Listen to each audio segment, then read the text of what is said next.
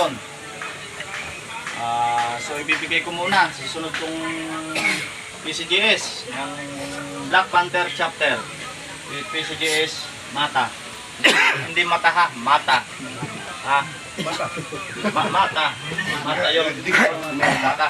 Mata. Okay. So palakpakan natin si PCGS.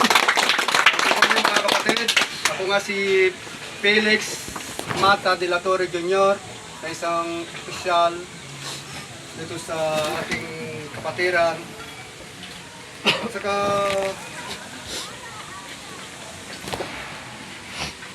Joel. hanggang doon na lang. Thank you.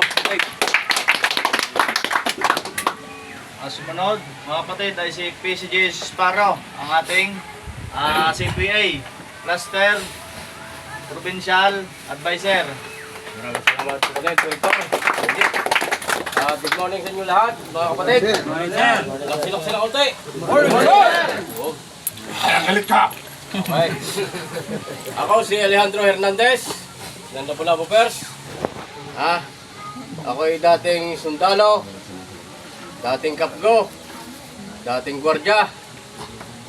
Ngayon, ang aking pangalan sa ating kapatiran ay si PGS Sparrow, PCA.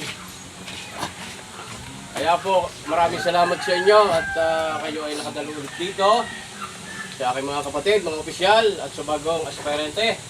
Maraming salamat po sa inyo. Kung taga-tagasaan kayo, maraming salamat sa inyo. Ganun pa man, ang aking maimunghay sa lahat ng ating naririto, mga kapatid, gawin natin ang tama, ang ating nakakarga sa ating balikat, at yan ay magiging ehemplo sa ating pamumuhay at sa mga susunod na henerasyon. Thank you very much po. Muli, good morning. Okay, bago ang lahat, siyempre, sino muna, yung ating punong abala, although wala dito ang ating chapter president. Siyempre, pangunahan ng ating vice president yan, na si SRND Board Vilario. Good morning mga kapatid. Good morning sir. Salamat sa pagdalo at sa mga nagtiwala sa mga esperante. Maraming salamat at gampanan nyo ang ating magagawa. Ako po si Vice ng Mother Caster, Vice Board. Maraming salamat po. Okay, ay Founder Kimot, ng Black Panther. Founder Kimot. Good morning mga sir, mga kaponder ko, bro. Magandang umaga sa atin lahat. Sis pala, Mrs. Mga sis pala, sis. Good morning din. Alam ko pala namin nandito. Puro lang bro eh.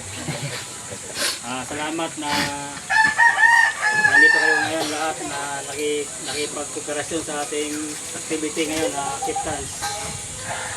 Thank you very much. Magandang umaga. Bigyan din natin ng pananalita si yung ating founder ng Siko. Di pa? Founder Noy. Good morning po sa lahat, bro and sis.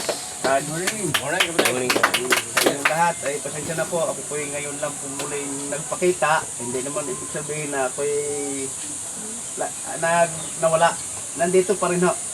Ako nga pala si Founder Noy ng Black Eagle Chapter 5. Ano po?